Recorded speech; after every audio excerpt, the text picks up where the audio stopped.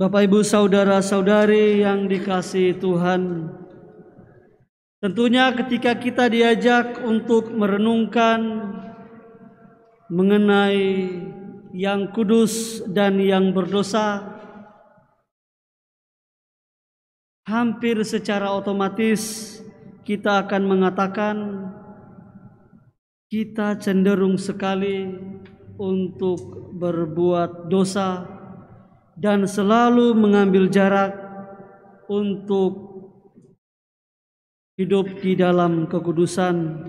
Bahkan kita membuat kekudusan hanya merupakan cita-cita belaka.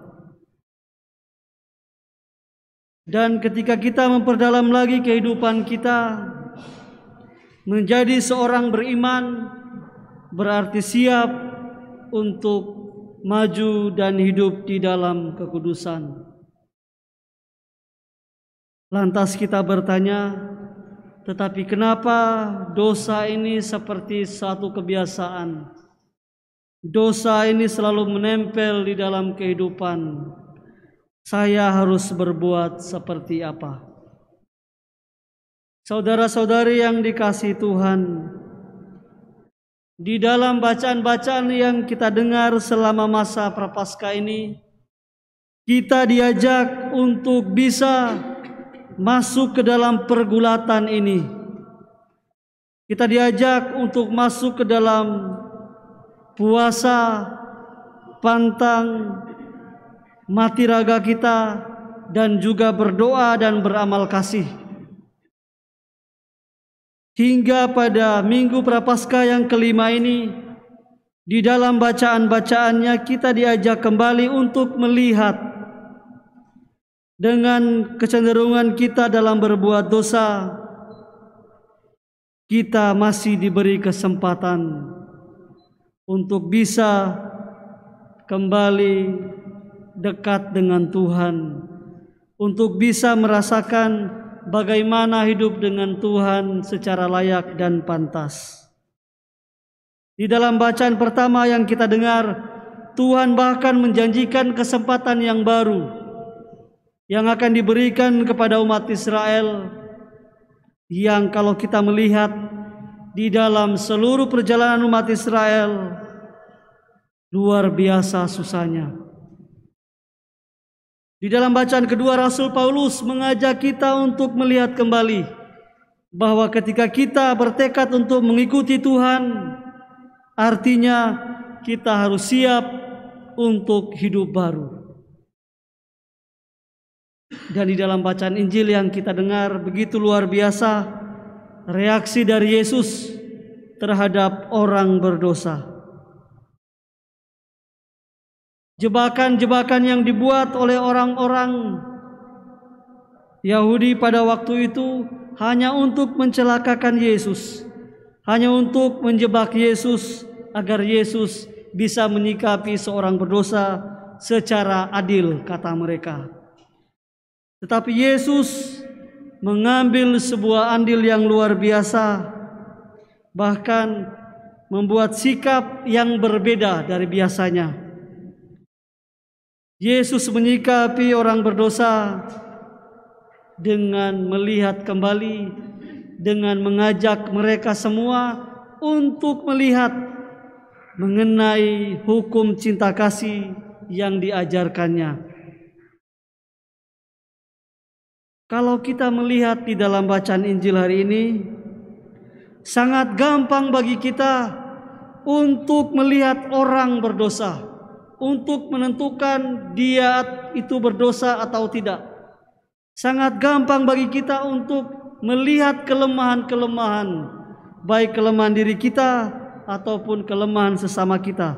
Lebih gampang kelemahan sesama.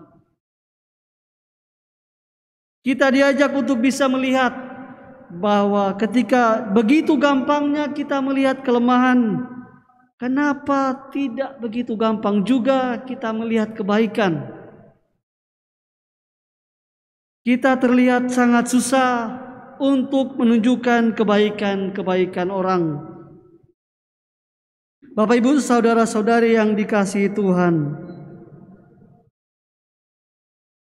Tindakan yang Yesus lakukan di dalam bacaan hari ini, yakni dengan menulis, dengan membungkuk, dan bahkan dengan mengatakan,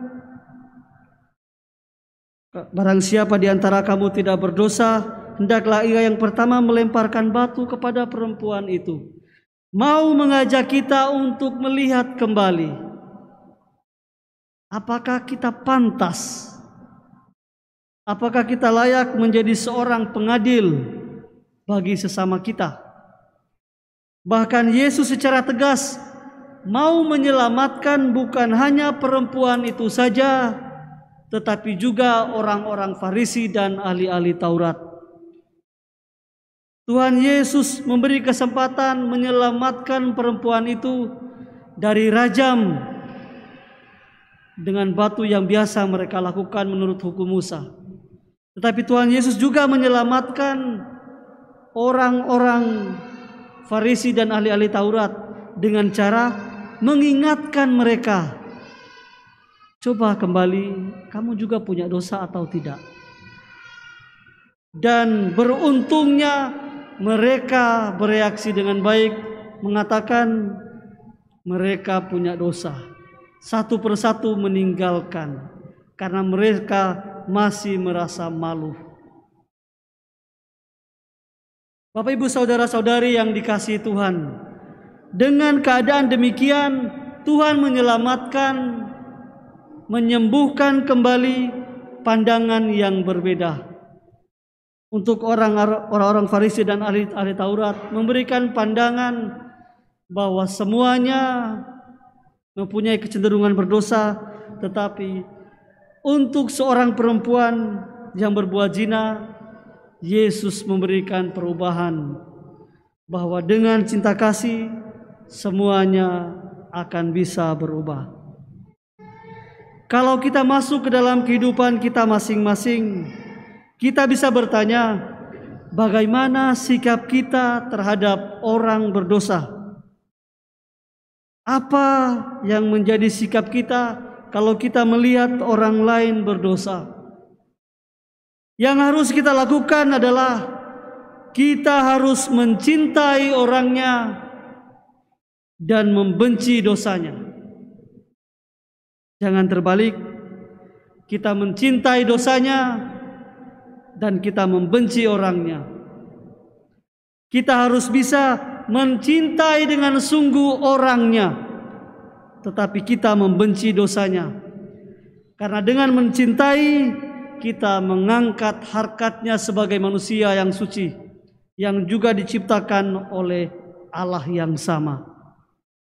Dan bahkan bukan hanya dengan mencintai dan membenci dosanya, kita pun harus bisa menganggap bahwa dia adalah orang sakit yang perlu disembuhkan.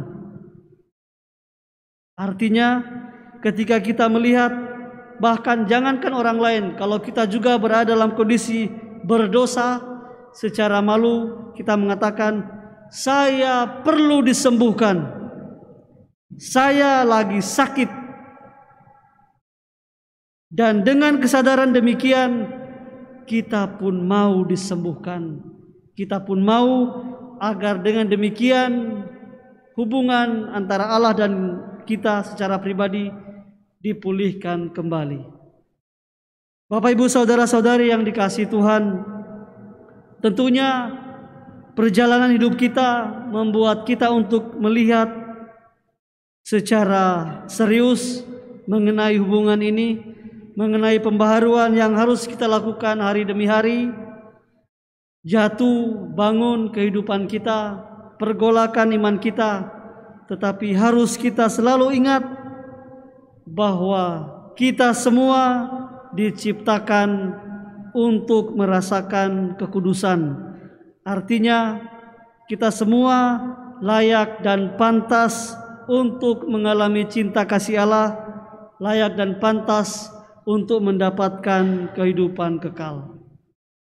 Marilah kita melanjutkan kehidupan kita, perjalanan spiritual kita di dunia ini dengan selalu berharap kepada Tuhan, dengan mencintai sesama kita, dengan membenci dosa-dosanya, dan kita pun siap untuk disembuhkan dan dibaharui di dalam cinta kasih Tuhan.